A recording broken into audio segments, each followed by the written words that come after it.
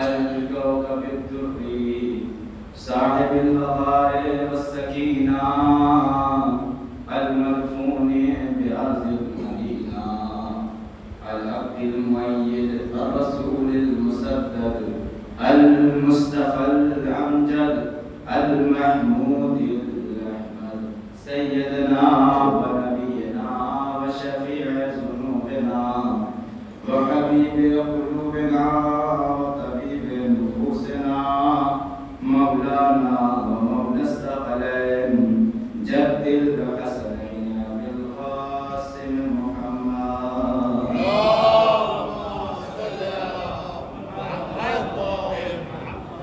وعلى آله الطيبين الطاهرين المعصومين المظلومين ولعنة الله على أعدائهم أجمعين من يومنا هذا إلى قيام يوم الدين. أما بعد فقد قال الله تعالى في القرآن المجيد وفرقان الحميد قوله الحق بالحق بسم الله الرحمن الرحيم يريدون ليطفئوا نور الله بأفواههم والله متم نوره ولو كره الكافرون. صدق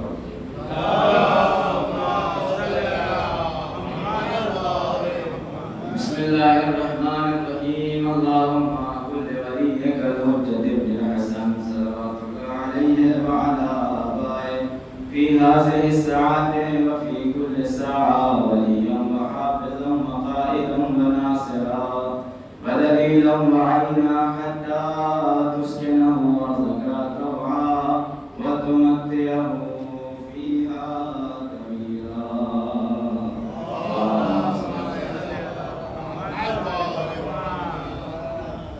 ایک ایسی صلوات پڑھیے کہ لگے کہ آپ تھکے ہوئے نہیں ہیں.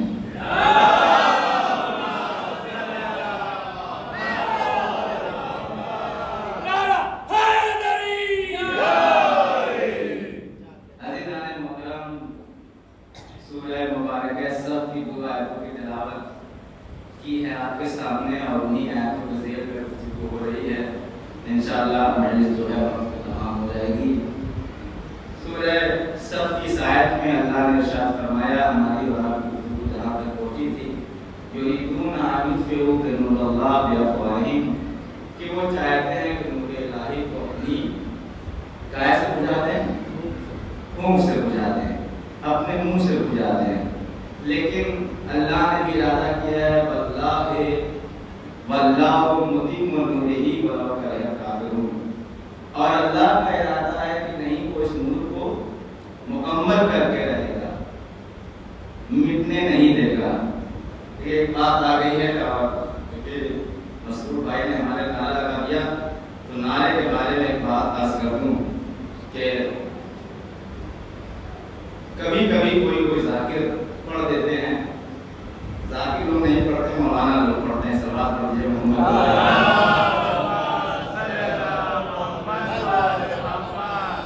ہو سکتا ہے کہ کبھی لوگ کہتے ہیں اس نعرے کا فائدہ کیا ہے، اس نعرے کو کیا ضرورت ہے، مینٹین کو ڈسٹرب کرتا ہے. اور یقیناً وقت ذاکر کا وقت جاتا ہے، نعرے میں ذاکر کا وقت جاتا ہے، لیکن ایسا نہیں ہے کہ اس کا کوئی فائدہ نہیں ہے. روایتوں میں ہے کہ جب بھی کوئی یا علی کہتا ہے، بہت توجہ، جیسے کوئی کسی نعرہ حیدری کہا یا علی کہتا ہے، یا علی کہنا عبادت، یہ تو بات ثابت ہے.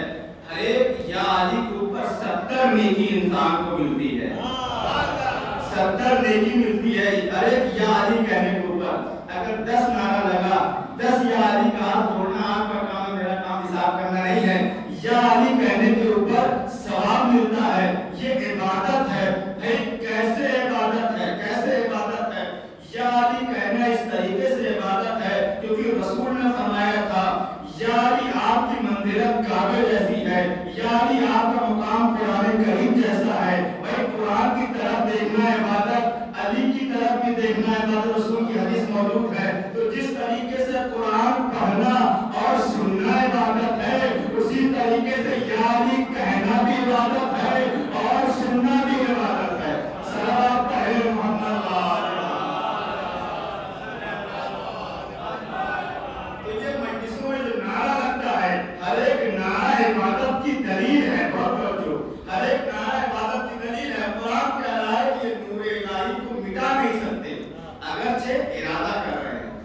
جب یہ مٹا نہیں سکے تو کیا کرنا شروع کر دیا؟ داغ کرنے کی کوشش کی، وہ بھی نہیں کر سکے۔ اب آپ تلاش کر رہے ہیں کہ یہ نور الہی مکمل کہاں ہوا؟ قرآن سے اس کو قرآن سے یہ قرآن کو ثابت کیا جاتا ہے۔ اس دن میں نے آپ کے سامنے ثابت کیا کہ اس نور سے مراد کیا ہے۔ نور سے مراد کیا ہے؟ امامت۔ نور سے مراد ہے ہادی، رہنما، لیڈر، جو بھی آپ مانا کریں۔ اب اللہ کہہ رہا ہے یریدون لیطفئوا نور اللہ، اللہ کا ارادہ ہے کہ نور الہی کو، ان کا ارادہ یہ ہے کہ نور الہی کو مٹا دیں، اور اللہ کا ارادہ کیا ہے کہ اس نور کو مکمل کر کے رہے گا۔ اب آپ کی بھی ذمہ داری ہے، میری بھی ذمہ داری ہے کہ ہم تلاش کریں کہ نور الہی مکمل کہاں پہ ہو رہا ہے۔ کہیں تو ایسا موقع آنا چاہیے کہ جہاں بھی نور الہی مکمل ہو جائے، بہت توجہ، نور الہی مکمل ہو جائے۔ امت چاہتی تھی مٹانا، اللہ چاہتا ہے اس نور کو بچانا، اور بچایا بھی اور مکمل بھی کیا۔ مکمل کہاں پہ اوپر ہوا تو یاد رکھیے یہ نور کا ابتدا تو از اول شروع ہوا تھا، آدم سے لے کر کے عیسیٰ تک آیا، عیسیٰ سے لے کر محمد مصطفیٰ تک آیا، اور یہ نور دنیا مٹانا چاہتی تھی، اللہ بچانا چاہتا تھا۔ اللہ نے اس نور کو بچایا بھی اور مکمل بھی کیا۔ مکمل کہاں کیا؟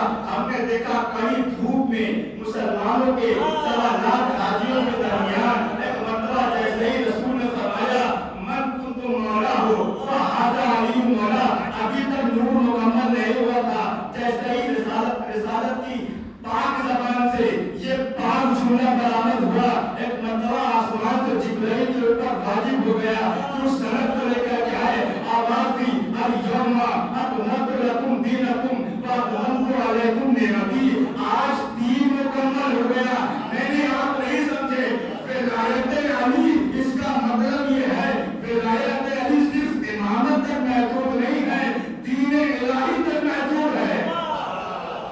اللہ نے وہاں وعدہ کیا تھا متم النور ولو کرہ الکافرون، ہم اپنے نور کو مکمل کر دیں گے چاہے کافروں کو کتنا برا لگے۔ میں کہوں گا میرے اللہ 1.25 لاکھ حاجیوں میں میری نگاہ میں ایک بھی کافر نظر نہیں آیا۔ آپ نہیں پہنچے بھائی، 1.25 لاکھ حاجی تھے، سب مسلمان تھے، سب ملا کے آئے تھے، سب ملا کے میدان میں عرفات سے میدان سے آئے تھے، صحیح کر کے آئے تھے، شیطان کو پتھر مار کر کے آئے تھے۔ اللہ کہہ رہا ہے کافروں کو چاہے جتنا برا لگے ہم نور مکمل کر کے رہیں گے۔ رسول نے بھی اس منبر سے اعلان کر دیا من کنت مولا ہو فہذا علی مولا، نور مکمل ہو گیا۔ عزیزان محترم، اللہ یہ بتانا یہ چاہتا ہے، خدا یہ بتانا چاہتا ہے جسے تم مسلمان سمجھ رہے ہو یہ دراصل کافر ہے۔ صلوات پڑھے محمد۔ آپ دیکھیں بات کہاں سے شروع ہوئی اور اللہ نے لے جا کر کے کہاں ختم کیا؟ غدیر میں۔ نور الہی مکمل ہو گیا، اور کل بات یہاں پہ پہنچی تھی کہ ہادی پہلے سے ہے، ہمارے ساتھ رہے گا، اور جب ہم چلے جائیں گے تب بھی ہادی رہے گا۔ عزیزان محترم، دیکھیے امام اصغر اللہ تعالیٰ فرجہ شریف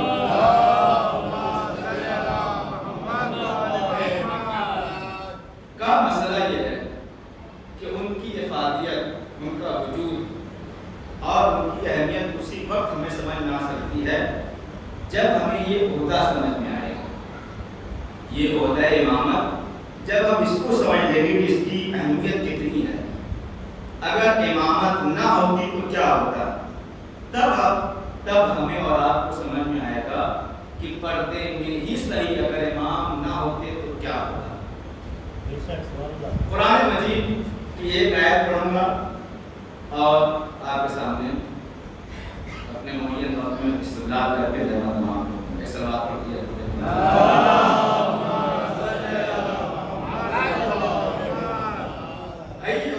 امامت ہے کیا؟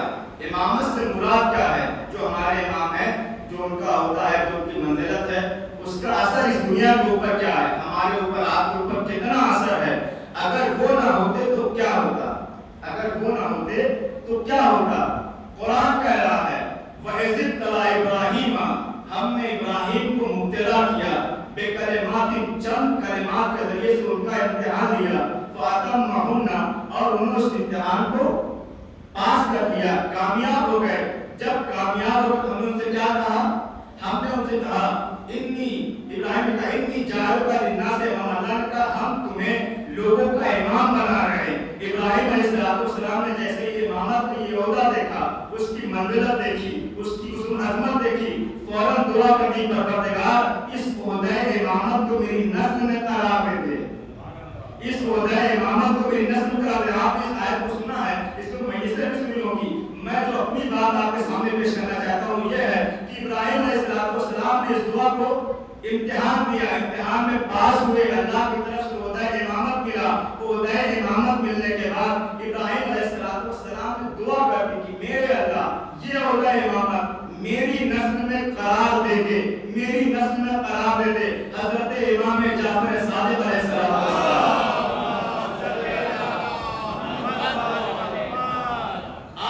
فرماتے ہیں کہ حضرت ابراہیم علیہ السلام کو اللہ نے پہلے بندہ بنایا، بندے کے بعد یہ رسول بنے، بندے کے بعد یہ نبی بنے۔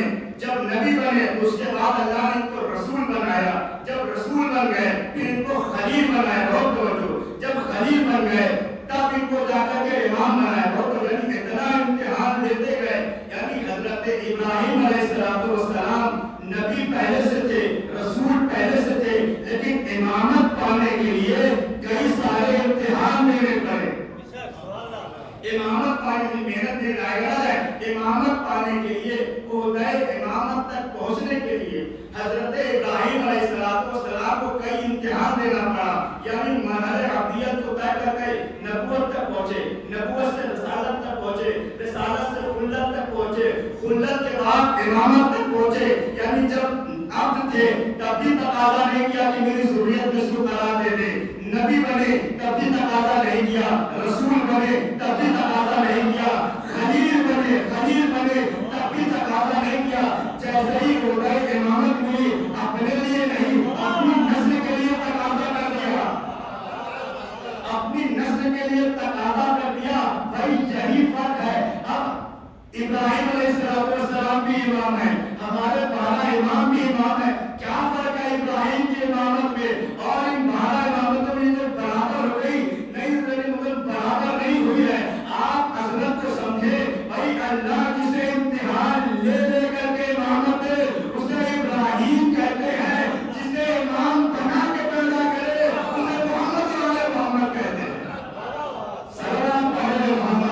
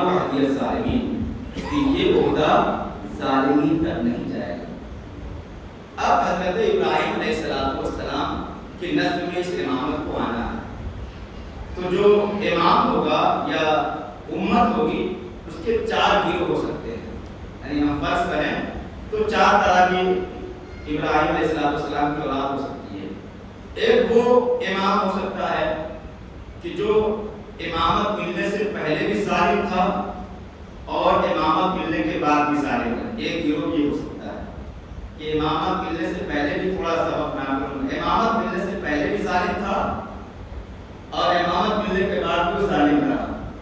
دوسرا فرقہ وہ ہے کہ جو امامت ملنے سے پہلے عادل تھا لیکن جیسے حکومت ملی ظالم ہو گیا۔ دو گروہ ہے۔ تیسرا گروہ وہ ہے کہ جو امامت ملنے سے پہلے ظالم نہیں تھا لیکن امامت ملنے کے بعد ظالم ہو گیا۔ اور چوتھا گروہ ہے جو پہلے بھی عادل تھا اور بعد میں بھی عادل تھا، پہلے بھی عادل تھا اور بعد میں بھی عادل تھا۔ اس کا مطلب یہ ہے کہ یہ جو امامت پہنچنے والی ہے یہ اسی گروہ تک پہنچے گی جو پہلے بھی عادل تھا اور بعد میں بھی عادل رہے، پہلے بھی عادل تھا اور بعد میں بھی عادل رہے۔ اب جو بھی اس تخت خلافت کے اوپر، اس کرسی امامت کے اوپر، دیکھیے اس عہدے کو کوئی نہیں چھین سکتا لیکن اس عہدے میں ملنے والی کرسی کے اوپر لوگوں نے بٹھا دیا بھائی، اور تمام امت مسلمہ ان کو اپنا امام بھی مان رہی ہے۔ بس میرا سوال یہ ہے کہ ابراہیم نے کیا کہا تھا، میرے اللہ اس عہدہ امامت کو میری نسل میں قرار دے دے۔ اللہ نے کہا یہ عہدہ تمہاری نسل میں جاتا ہے لیکن جس نے ظلم کیا ہے ذرہ برابر بھی اس کو یہ عہدہ نہیں ملتا، اس کو یہ عہدہ نہیں ملتا۔ اب میں نے تلاش کرنا شروع کیا بھائی حضرت سرکار دو عالم کے پاس سے لے کر کے مولا علی کو چھوڑ دیجیے اور بارہ اماموں کو چھوڑ دیجیے، اس زمانے سے لے کر کے پوری بنی امیہ کے امام، بنی امیہ کے بعد بنی عباس کے امام اور بنی عباس کے بعد امامت کا سلسلہ تمام ہو گیا۔ یہ تو اس سے بڑا خطرناک بات ہو گئی کہ امامت کا آج امام ہے ہی نہیں۔ اب امت مسلمہ سے آپ پوچھئے کہ آپ تمہارا رسول کا جانشین کون ہے؟ کوئی ہے؟ رسول کا جانشین کون ہے؟ سوال تو ہے نا آپ سے، آپ پوچھئے اپنے مسلمان بھائیوں سے کہ رسول کا جانشین آج کون ہے؟ کوئی جواب نہیں۔ صلوات پڑھیے محمد۔ یہ بہت بڑا سوال ہے۔ رسول کی حدیث یہ بات نہیں ہے، رسول کی حدیث ہے کہ اگر کوئی انسان اپنے زمانے کے امام کو پہچانے بغیر مر جائے، اس کی موت جہالت کی موت ہے، کفر کی موت ہے۔ تو مسئلہ پہچاننے کا تب آئے گا جب امام ہوگا تب نا۔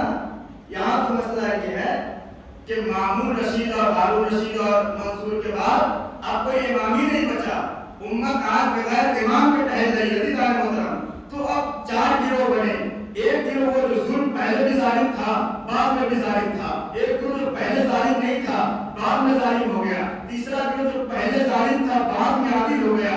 اللہ نے کہا کسی کو ایک ذرہ برابر کسی کو بھی یہ امامت نہیں دیں گے جس نے ذرہ برابر بھی گناہ کیا ہو، ظالم رہا ہو۔ ظالم قرآن کی نگاہ میں وہ بھی ہے جو ایک لمحے کے برابر کافر رہا ہو، ایک لمحے کے برابر اس نے کفر اختیار کیا، وہ بھی ظالم۔ ایک بھائی بھی صحیح، ایک گھوٹ بھی صحیح شراب پیا ہے، وہ بھی ظالم۔ ایک دن ہی صحیح کچھ کھانے میں گیا ہو، وہ بھی ظالم۔ اب آئیے خلیفاؤں کا حال دیکھتے ہیں، کوئی 30 سال کے بعد مسلمان ہوا، بھائی آدھی سے زیادہ زندگی شراب کھانے میں گزر گئی اور امت نے اپنا امام بنائے ہوئے بیٹھی ہے۔ بھائی وہ ہو سکتا ہے امت مسلمہ کے امام ہو سکتے ہیں لیکن جو عہدہ اللہ نے حوالے کیا تھا، کہا تھا لا ینالو اہدیت ظالمین، یہ عہدہ ظالمی تک نہیں پہنچ سکتا، ظالموں تک نہیں پہنچ سکتا۔ پوری کائنات میں ہمیں ایک ہی شخص ملا جس کے بارے میں چوتھے امام نے دربار یزید میں کہا تھا میرا دادا علی ہے جس نے پلک جھپکنے کے برابر بھی کبھی کفر نہیں کیا۔ صلوات پڑھے محمد۔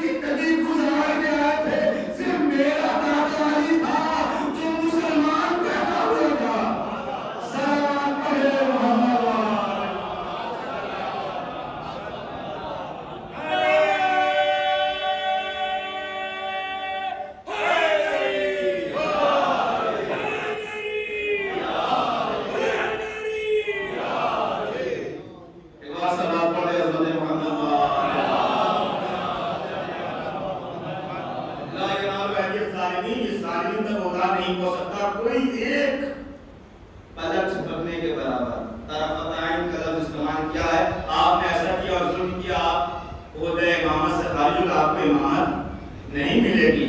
अगर ऐसे ही सब इमाम बनने लगा तो फिर मामला क्या होगा?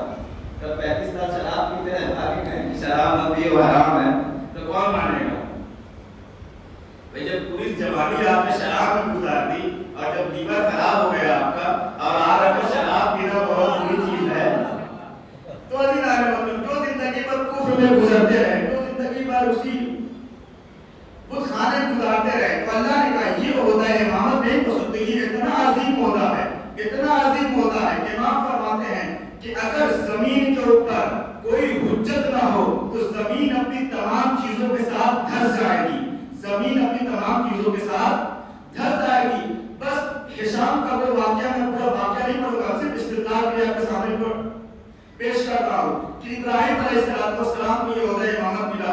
ये ओहदा इमामत इतना अजीम है, इतना अजीम है कि इमाम फरमाते हैं कि अगर दुनिया में सिर्फ दो ही आदमी रहे तो उसमें से एक हुज्जत खुदा होगा और दूसरा कोई और होगा, लेकिन हुज्जत खुदा का, इमाम का, हादी का इस कायनात में होना जरूरी है। एक साहब इनकार करने लगे, मैं नहीं मानता इमाम का होना जरूरी नहीं है, और अपना अदबी दुनिया में जी रहा था।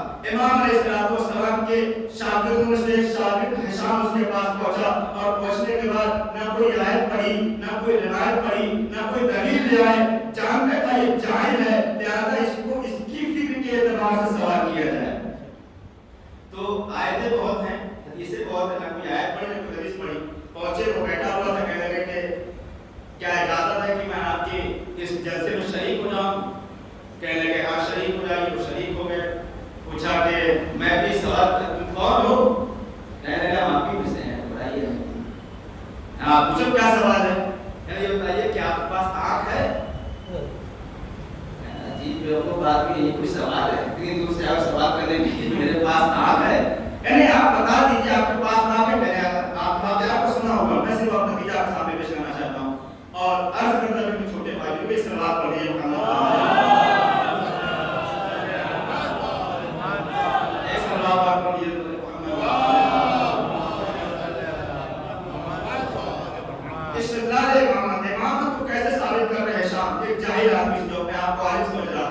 पूछा आपके पास आँख है? ये कोई सवाल है? हाँ भी सवाल है, हम जाहिल आदमी हम इसी सवाल करते हैं। हाँ है, क्या करते हो? कहा देखते हैं। कहा कान है? फिर इसका मतलब खड़ा हुआ कि ये अजीब सवाल था। हाँ भाई है कान, भी नहीं ना तुम्हें कान है। कहा आपके पास हाथ है? कहा है। पैर है? कहा पूरे जिस्म का बॉडी पार्ट्स का नाम देते चले गए। वो बेचारा मजमे में अच्छा देखिए, सबकी मुश्किल है, जो बड़े लोग होते हैं कभी सामने गुस्सा नहीं करते, अंदर अंदर तो बहुत दिल के रख जूता मारने का, लेकिन अब आवाम के सामने है, अपने लोगों के सामने कैसे गुस्सा करे, उनके सामने अखलाक दिखाना है, तो वो सहन करते जा रहे हैं। सहन, हाँ अल्हम्दुलिल्लाह अल्लाह ने हाथ भी दिया है, कान भी दिया है, ज़बान भी दिया है, मुंह भी दिया है, पैर भी, सारा इकरार दे दिया। उसके बाद कहा ये बताइए कि ये सब कुछ है, आपके पास दिल है कि नहीं है? कहा दिल है कि नहीं है? तो उन्होंने कहा ये कैसी बात कर रहे हो, दिल ना हो ऐसा मुमकिन नहीं है। अगर जिस्म के अंदर, भाई सब पढ़े लिखे लोग अल्हम्दुलिल्लाह बैठे हैं, मेरे भाई जवान सब बड़े बुजुर्ग, कि भाई अगर जिस्म के अंदर, ये उनका भी मानना है, कहते हैं अगर जिस्म के अंदर दिल ना हो तो ये आँख है देख नहीं पाएगी, ये हाथ है उठ नहीं पाएगा, ये पैर है चल नहीं पाएगा, ये ज़बान है बोल नहीं पाएगी, ये कान है सुन नहीं पाएगा। कहा ये जो दिल है ये जिस्म का इमाम होता है। देखिए शाम कहाँ तक गया है। कहा ये जो दिल है ये जिस्म का इमाम होता है। एक मतलब हिशाम ने फौरन कहा अरे अक्ल के अंधे, जब अल्लाह ने एक छोटे से जिस्म को बगैर इमाम के नहीं छोड़ा तो पूरी कायनात को बगैर इमाम के कैसे छोड़ देगा? सलाम पढ़िए मोहम्मद।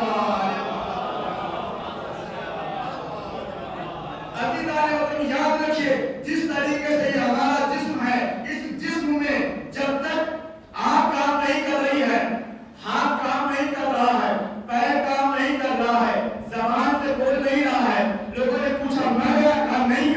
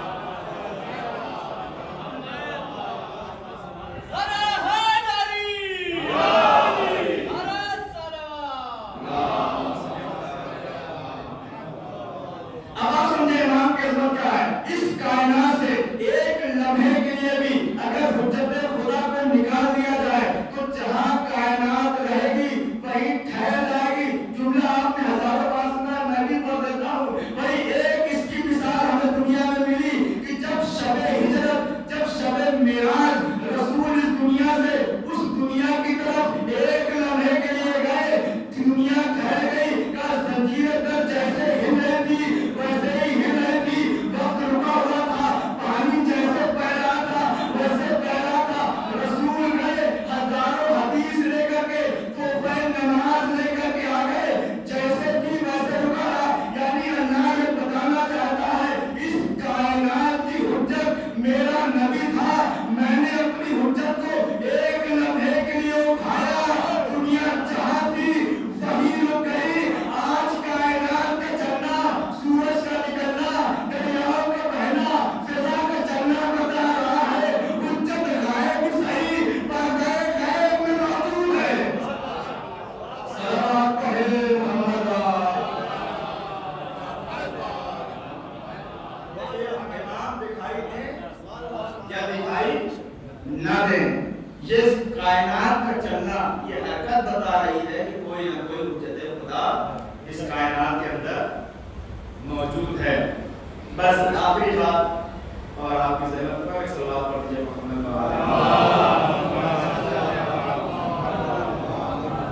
حجت خدا اس کائنات میں جب تک دنیا چل رہی ہے اس کا مطلب کوئی نہ کوئی حجت خدا موجود ہے. اور جو کسی حجت کے ساتھ نہیں ہے ان کا کیا حشر ہوگا. اصول کافی میں یہ حدیث ہے حضرت امام جعفر صادق علیہ السلام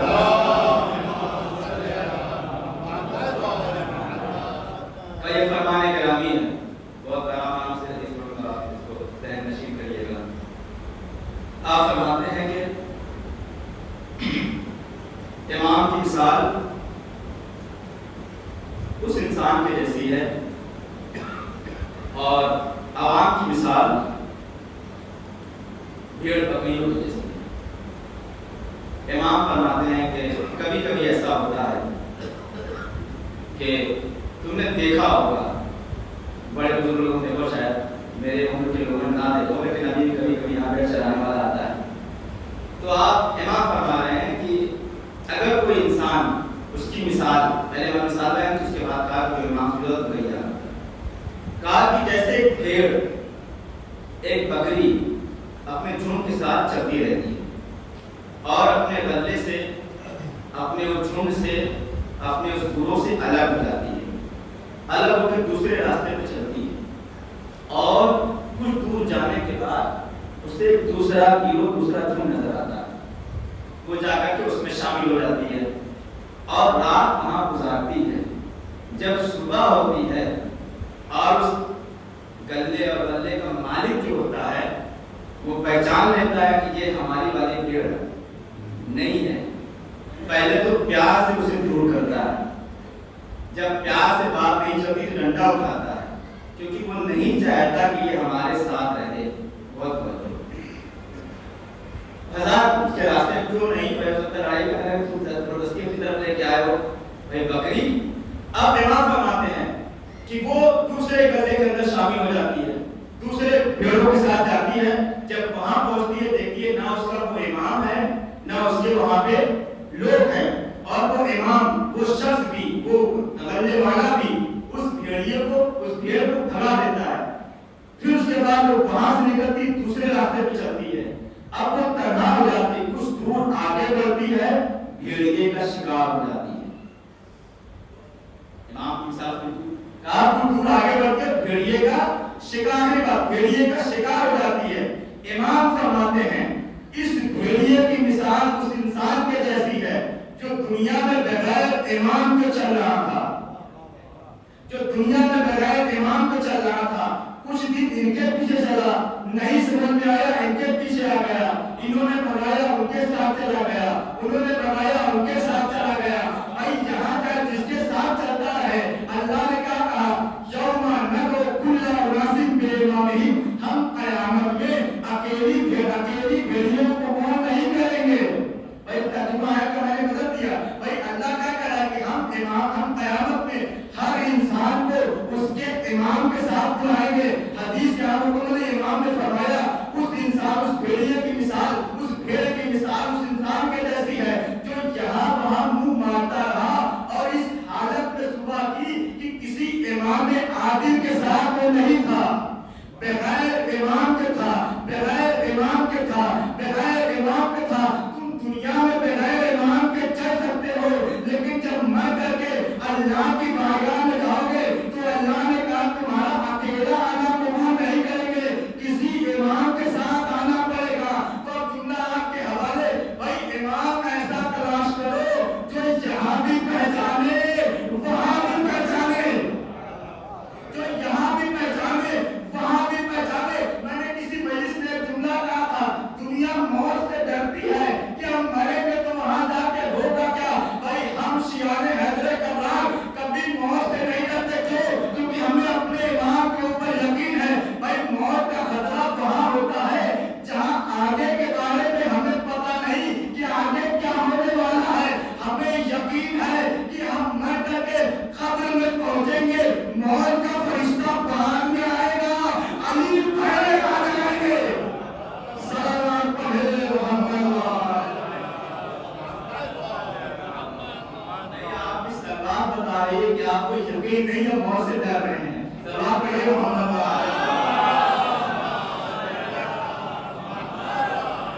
دیکھیے بلند سلام پڑھنے سے موت نہیں آتی، بلند سلام پڑھنے سے انسان اور زندہ ہو جاتا ہے۔ سلام پڑھے محمد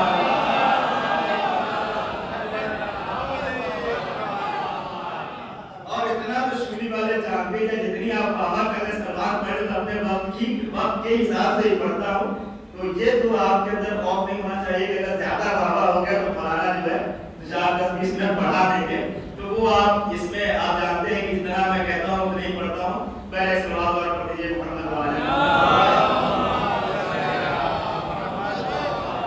وقت میرا تمام ہو گیا۔ عزیزان محترم تو امام کی اس کائنات میں اتنی ضرورت ہے کہ اگر امام کو اس کائنات سے نکال دیا جائے تو یہ کائنات حدیثوں کے جملے ہیں جیسے سمندر کی لہریں آتی ہیں سب کچھ پلٹ دیتی ہیں، ویسے ہی دنیا اپنے آپ کو پلٹ جائے گی، دنیا پلٹ جائے گی۔ امام علیہ السلام کو وجود اگر اس کائنات میں نہیں ہے تو یہ دنیا برباد ہو جائے گی، دنیا ختم ہو جائے گی۔ دنیا کا وجود بتا رہا ہے اور ہمارا اور آپ کا زندہ رہنا بتا رہا ہے کہ کوئی تو ہے جو پردہ غیب سے ہماری حفاظت کر رہا ہے، ورنہ زمانے نے کیا کچھ نہیں کیا ہمیں مٹانے کے لیے، زمانے نے کون سی کوششیں نہیں کی ہمیں اور آپ کو ختم کرنے کے لیے، لیکن 1400 سال سے اہل بیت کے چاہنے والے رسول کے چاہنے والے موجود ہیں کیونکہ ان کی پشت کے اوپر ان کا امام زندہ ہے۔ اور انشاءاللہ بعد کے مجلسوں میں عرض کیا جائے گا کہ کیسے امام علیہ السلام روایتوں کے جملے ہیں کہ امام علیہ السلام کی مثال اس سورج کے جیسی ہے کہ جو بدلی میں بھی چھپا رہتا ہے تب بھی دنیا کو اس کا فیض پہنچتا رہتا ہے۔ اور اس محرم میں اس یہ عہد آپ کریے کہ آپ کا غصہ امام زمان علیہ السلام کے لیے ہونا چاہیے۔ دیکھیے دنیا کا اصول بھی ہے کہ اگر میرا باپ نہ جائے تو آپ کس کو غصہ دینے کے لیے جائیں گے، یا مجھے غصہ دیں گے یا میرے بھائی کو غصہ دیں گے؟ سب سے زیادہ حقدار میں ہی غصے کا ہوں۔ تو جس کا پورا گھر بھرا گھر کربلا میں اجڑ جائے اور وہ آدمی آج بھی زندہ ہو، اتنا مظلوم ہے کہ وہ سامنے آ کر کے غصہ بھی نہیں دے سکتا، اتنا سخت مرحلہ ہے۔ ہر آدمی کی خواہش ہوتی ہے کہ اس کا کوئی عزیز مرتا ہے تو گاؤں والے محلے والے آ کر اسے گلے لگائیں، اسے تسلی دے کر شفیع دیں۔ اب آپ سوچئے اتنی ساری دنیا میں اعتداد ہر سال محرم میں غریب حسین کا غصہ پیش کرتے ہیں اور حسین کا وارث جو ہے اتنا مجبور ہے کہ وہ سامنے آ کر کے غصہ بھی نہیں لے سکتا۔ یہ سوگوار بڑا قیامت کا یہ مرحلہ ہے امام زمان علیہ السلام کے لیے غیبت میں رہنا۔ آپ 1 دن 2 دن 10 دن اپنے لوگوں سے دور رہ سکتے ہیں، لیکن آپ کو کہہ دیا جائے کہ آپ کئی سالوں تک، آج 1200 سال سے زیادہ ہو گئے امام زمان علیہ السلام کو تنہا رہتے ہوئے، کبھی آپ نے غور کیا ہے کہ تنہائی کتنی بری چیز ہوتی ہے؟ آپ چند سالوں کے لیے اپنے ملک سے، اپنے گاؤں سے، اپنی بستی سے کہیں دور جاتے ہیں، ایران، عراق، سعودیہ کہیں بھی جاتے ہیں تو آپ کو ہر ایک لمحہ اپنے گھر کی یاد آتی ہے، اپنے لوگوں کی یاد آتی ہے، اپنے محلے کی یاد آتی ہے۔ کیا امام زمانہ کو اپنے گھر کی یاد نہ آتی ہوگی؟ کیا امام کو اپنے لوگوں کی یاد نہ آتی ہوگی؟ امام طلب چاہتے ہیں اور پرسہ لینا بھی چاہتے ہیں تو کس سے پرسہ لیں؟ ایک سوالو آج محرم کی 3 تاریخ ہو گئی اور ہم امام زمانہ سے کہتے ہیں مولا ہمارا عقیدہ ہے کہ آپ یہی کہیں بیٹھے ہیں، ہم آپ کو دیکھ نہیں پا رہے ہیں لیکن آپ کی بارگاہ میں اپنے حمیر آنسو پیش کر رہے ہیں مولا، ہمارے بوڑھوں کا، ہمارے جوانوں کا، ہماری عورتوں کا یہ آنسو قبول فرمائیے مولا۔ ہم آپ کے جب کے لیے ماتم کرتے ہیں مولا، ہم آپ کے جب کے لیے آنسو بہاتے ہیں۔ آنسو دوبارہ 3 محرم آ گئی، ان کا مسائل سب سے آپ سنتے ہوئے چلے آ رہے ہیں۔ کون ہر؟ یہ وہی ہر تھے جنہوں نے نظام فرض کے اوپر ہاتھ ڈال دیا تھا۔ جیسے ہی نظام فرض کے اوپر ہاتھ ڈالا ایک مرتبہ امام نے کہا ہر تیری ماں تیرے روم میں بیٹھے۔ جیسے امام نے یہ کہا ایک مرتبہ ہر بھی امام کی طرف دیکھ کے کہتا مولا اگر آپ کی ماں کا نام فاطمہ نہ ہوتا تو میں بھی یہی جملہ آپ کے لیے استعمال کرتا۔ خدا کوئی نہ دے سوائے ہمیں مظلوم کربلا کے، بس یہاں ایک جملہ میرے ذہن میں آ گیا، میں عرض کر دوں اے ملک تجھے فاطمہ کے نام کا اتنا خیال ہے کہ اتنے دنوں کے بعد بھی تو فاطمہ کا نام نہیں لینا چاہتا۔ ہائے رے وہ مدینے کی گلیاں جہاں رخسار فاطمہ پہ جسارت کی گئی۔ جزاک اللہ، خدا کوئی نہ دے سوائے ہمیں مظلوم کربلا کے۔ امام حسین علیہ السلام کے لشکر کو گھیر کر کے کربلا کے میدان میں لے آیا اور روز عاشور آ گئی۔ حسین کو یہ احساس ہوا، وہ یہ سمجھ رہے تھے کہ ہو سکتا ہے یزید ڈرا دھمکا کے چھوڑ دے، وہ قتل تو نہیں کرے گا، سب جانتے ہیں نواسۂ رسول ہے، رسول نے انہیں اپنی زبان چسائی ہے، رسول انہیں اپنے کاندھے پہ بٹھاتے تھے، یہ جنت کے جوانوں کے سردار ہیں، ایسا نہیں ہو سکتا کہ مسلمان انہیں قتل کر دے۔ جب وہ یہ سمجھ گیا کہ نہیں اب تو یہ قتل کر کے رہیں گے، پورا خیام یزید سے نکل کر کے خیام حسین کی طرف آنے لگا۔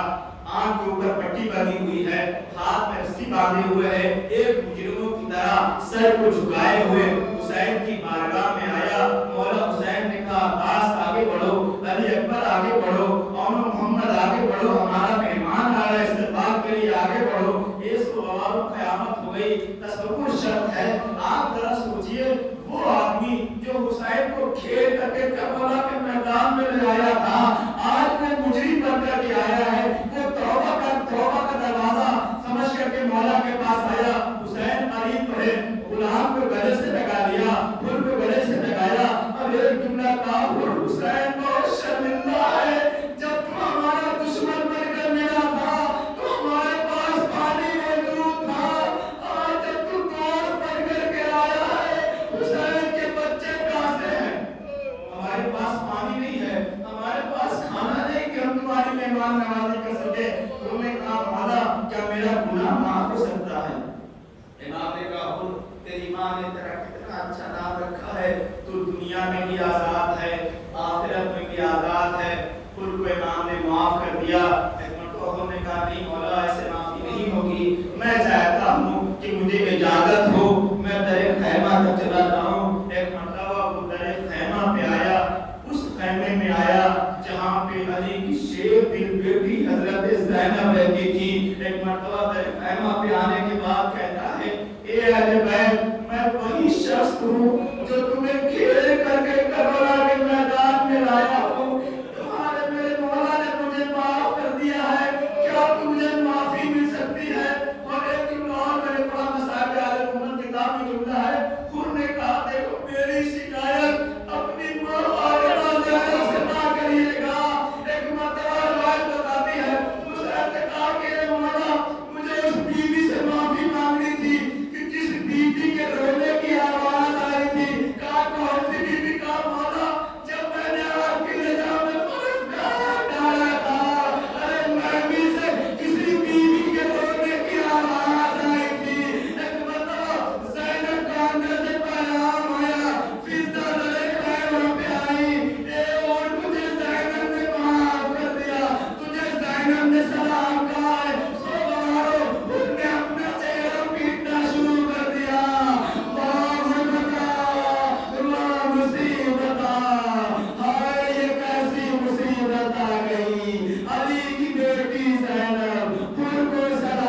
کر رہی ہے علی کی بیٹی